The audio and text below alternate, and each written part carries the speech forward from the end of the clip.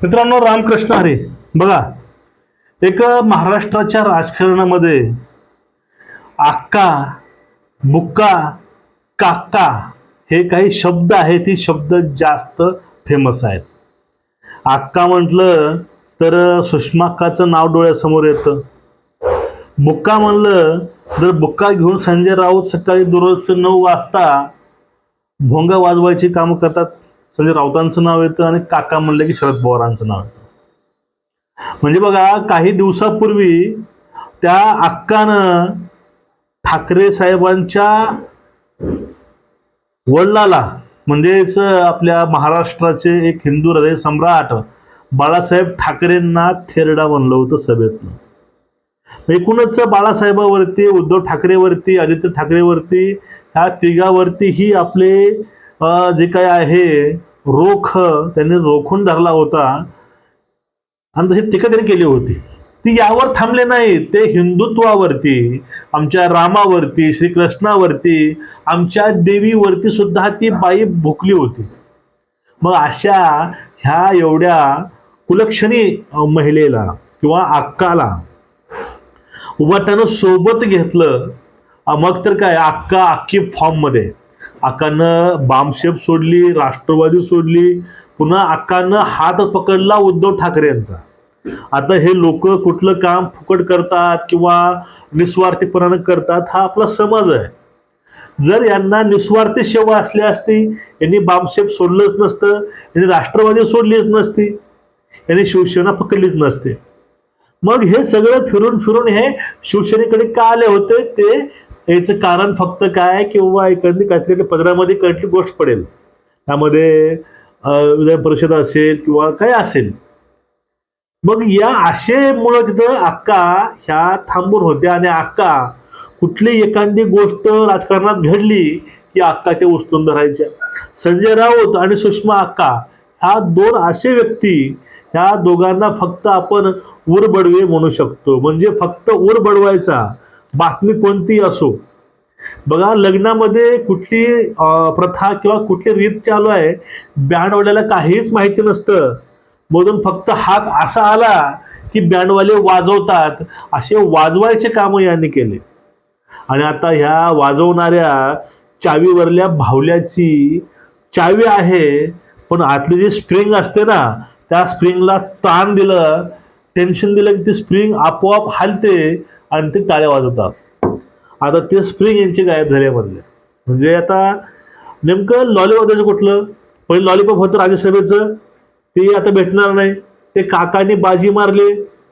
म्हणजे राज्यसभेच्या माध्यमातून सुषमा अक्का आणि आदित्य ठाकरे सोबत चांगली बॉन्डिंग असलेल्या प्रियंका चतुर्वेदी, एक उत्तर भारतीय हिंदी भाषिक मराठी महिला, आपण त्यांना बोलू यांच्या भाषेमध्ये, हे बाहेर सांगतात ओरडू वरळी डोममध्ये सभा घेऊन सांगतात, मराठी अस्मिता, मराठी माणूस, मराठी उत्तर भारतीय. पण यांचेच काही लोक हे उत्तर भारतीय खासदार यांनी पाठवले होते राज्यसभेवरती. मग त्या प्रियंका चतुर्वेदी त्या पण पहिले काँग्रेसमध्ये होत्या. त्यावेळेस सोबत थोरले पप्पू होते. थोरले पप्पूने ह्यांना उमेदवारी दिली नाही. मग ह्यांनी लहान पप्पू पकडला महाराष्ट्रातला. मग आता यावेळेस पप्पूनं खूप प्रयत्न केला होता. पप्पूनं अक्षरशः तेल लावलेला पैलवान अंगावरती घेतला होता. पण तो तेल लावलेला पैलवान यांना का ऐकलं नाही. तेलामुळं त्यांना का पकडता आलं नाही. ते निष्ठून गेले आणि ते राज्यसभेवरती गुगली मारून ते आपला आठवड्या पिटाळ्या घालून हे फणा काढून बसलेले आहेत. नागेश्वर महाराज म्हणजे काका बारामतीचे. इथं नेमका गेम झालाय कुणाचा? उद्धव ठाकरेला महाराष्ट्र मामू मामू का म्हणायचा? म्हणजे माझे मुख्यमंत्री असे म्हणा, किंवा एक पिक्चर आला होता बघा, मुन्नाभाई MBBS, त्यामध्ये हे होता मामू. ते मामू का लोक म्हणतात? कारण आता प्रियंका असेल किंवा सुषमा अक्का असेल, आता ह्या दोन अक्काला उद्धव ठाकरेंनी मामू बनवलंय. म्हणजे मुख्यमंत्री झाले ते शरद पवारांमुळं, आणि माजी मुख्यमंत्री झाले एकनाथ शिंदेमुळं. पण आता मामू झाले हे शरद पवारांमुळे. म्हणजे शरद पवारांना काय करून कसं करून हातापाया पडून काही करून नेरेटिव्ह काही चलवून कसे करून त्यांनी आपल्या पदरामध्ये ही राज्यसभेचं सीट हे टाकून घेतलं. पण आदित्य ठाकरेंचा विरोध केला होता, त्या आदित्य ठाकरेच्या प्रत्येक विरोधाचा बदला हा शरद पवार साहेब नक्कीच घेणार. त्यांचा हिशोब चुकता होणार आहे. पण आता शिंदे साहेबांनी मध्ये त्यांचं नाक खाजवलंय.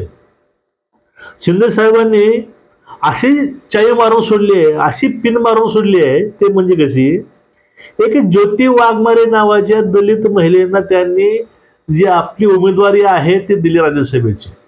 आणि मित्रांनो सगळा खेळ पलटला गेला. तो सगळा खेळ होता ना, खेळ पूर्ण 180 डिग्रीमध्ये हा खेळ मोडला. सगळ्यात जास्त मिरची लागली ते म्हणजे अक्काला. कारण एकनाथ शिंदेच्या विरोधात आपण एवढे बोलले, आपण किती बाजू उद्धव ठाकरेंनी घेतली, पण आपलं साधं नाव सुद्धा नव्हतं. पण या ठिकाणी ज्योती वाघमारे नावाच्या एका नवख्या महिलेला डायरेक्ट शिंदे साहेबांनी राज्यसभेवरती पाठवलंय. आणि याची ईर्ष्या सुषमा अक्का, प्रियंका चतुर्वेदी यांना नक्कीच आली. तुम्ही आज लिहून घ्या 100% मित्रांनो. काही दिवसामध्ये ज्याप्रमाणे प्रियंका मॅडमनं सीट नाही मिळालं म्हणून त्यांनी काँग्रेसला सोड चिठ्ठी दिली होती, तशीच ती सोडचिठ्ठी आता ह्या छोट्या पप्पूला 101% देणार. हे आज तुम्ही लिहून घ्या. आणि त्यानंतर अक्कानं अगोदर 2 ते 3 पक्ष फिरलेले आहेत. आमच्या देवी देवतावरती शिव्या देऊन, आई बसली मग बाप काय उठला का, गाय आहे तर बैल बाप आहे का, या अशा गोष्टी बोलणाऱ्या सुषमा अक्का, आईला बसवणारे बोलणारी स्वतःच कायमची बसून गेली किंवा त्यांना त्याच आईनं घरी बसवले.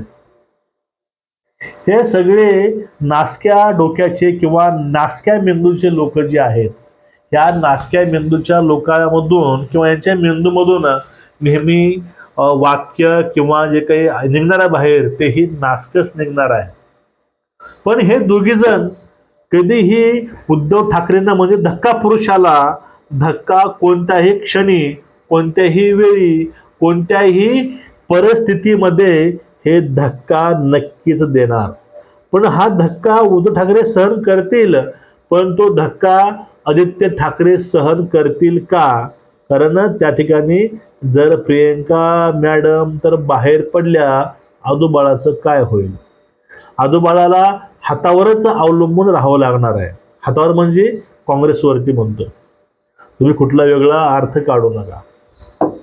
एक मित्रांनो हे असं प्रकरण आहे. उमेदवारी खासदारकीची काकाला दिली, काकाला भेटली, पण शिंदे साहेबांनी ज्योती वाघमारेंना उमेदवारी देऊन ह्या सुषमा अक्का, प्रियंका ताई यांच्या बुडाखाली तर आग लावली आहे. पण या आगीचं रूपांतर नक्कीच धक्क्यामध्ये होणार. आणि ह्या दोन्हीही धक्का देऊन आता हे कुणासोबत जातील हे महाराष्ट्राला आता पाहायचं आहे.